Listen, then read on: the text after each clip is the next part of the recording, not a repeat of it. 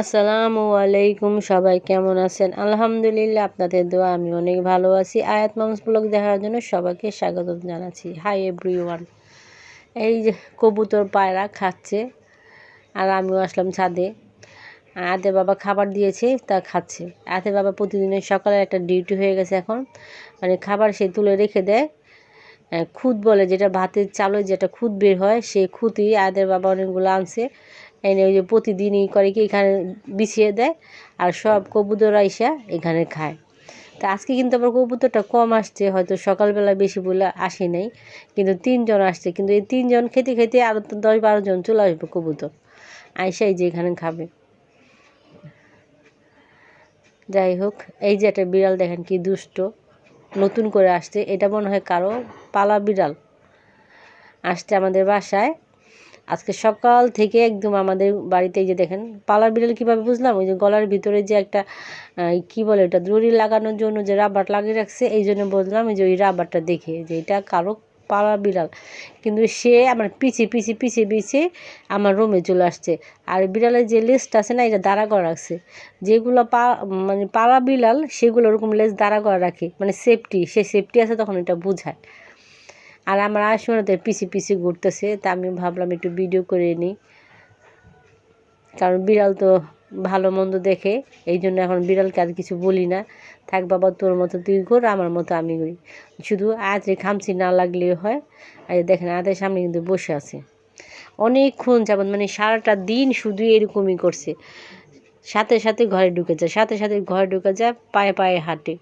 এই যে আয়াতমণি একটু ছাদে দাঁড় করাইছি রোদের জন্য, সকাল সকাল যে সূর্য যে একটা আলো, সেটা যেন আয়াতমণি নিতে পারে, এই জন্য আয়াতমণিরে ছাদে দাঁড়াই দিলাম বা ছাদে নিয়ে আসলাম। আর ওই পাশেই যে দেখেন বিড়াল আয়াতমণির পিছু পিছু পিছু পিছু ঘুরতেই আছে। এই যে দিচ্ছেন, আবার আয়াতমণির সামনে আইসাই দেখেন 3টা পলটানি মারলো, 2-3টা পলটানি মারলো। যাই হোক, বিড়ালের কাছে সেবা ঘরে যাই। এই যে ঘরে চলে আসলাম, আইসা দেখি আমার আয়ের সোনা, এই দেখেন সব খেলনা সে জুড়ির থেকে নামে নিছে। আর ওই যে একটা পুতুল আর কি ঢোল বাজায়, সে ওইটারে তার বাটি থেকে খাবার নিয়ে ওই যে দেখেন আয়াতমণিরে খাওয়াইতেছে, মানে আয়াতমণি খাওয়াইতেছে তারে। মানে আমার মেয়েটা একটু একটু করে বড় হয়ে গেছে, এই দেখেন কীভাবে চামচ নিছে, আবার ছোট একটা পাতিলা নিছে, এটা আয়ার সোনার খেলনাগুলাই। আবার দেখেন খাওয়াইতে খাওয়াইতে ঘোড়ারও খাওয়া দিছে সে। আমি মাঝে মাঝে চিন্তা করি আমার মেয়েটা এত বুদ্ধি হইতেছে কীভাবে দিনে দিনে, দেখছেন? ওই যে ছোটোবেলা আমি খাওয়াইছি বা ওই টিভিতে দেখে মাঝে মাঝে বেবি দেয়, সে ওইটাই ফলো করে এখন ওই পুতুল খাওয়াবে, এটারে খাওয়াবে, সেটা যা পাবে এখন ঘোড়ারও সে খাওয়াই দিল। এই যে দেখেন এটাকে শোয়াই রাখছে, বলতেছে মা বেবি শোয়াই দিই, তার বালিশে এনে তারপর বেবিরে শোয়াই রাখছে। এই দেখ কী সুন্দর তার রান্না বান্না চলছে। আমার মেয়ের জন্য সবাই দোয়া করবেন। এই কথা বলতে বলতে আবার সাবাও চলে আসছে, সাবার সাথে আবার আয়াসোনা আবার কথা বলতেছে। সাবা তো দেখে অবাক যে আয়াসোনা মানে এখন খাওয়াইতে পারতেছে আরেকজন রে।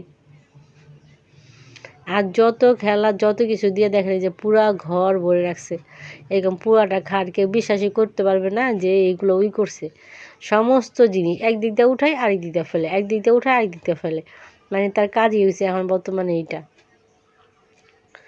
এই যে এটা সেন্টের বোতল, সে ওই সেন্টের বোতল যে ঢাকনাটা দেয় সেটা আমার এখন খুলে দিতে বলে। ওরে কি আমার পক্ষে সম্ভব খোলা? না এখন সে বায়না ধরছে মা এটা খুলে দাও, মা এটা খুলে দাও। ওই দেখেন কী শুরু করছে আমার মেয়েটা। সব আমার মেয়ের জন্য দোয়া করবেন। আসসালামু আলাইকুম, আল্লাহ হাফেজ।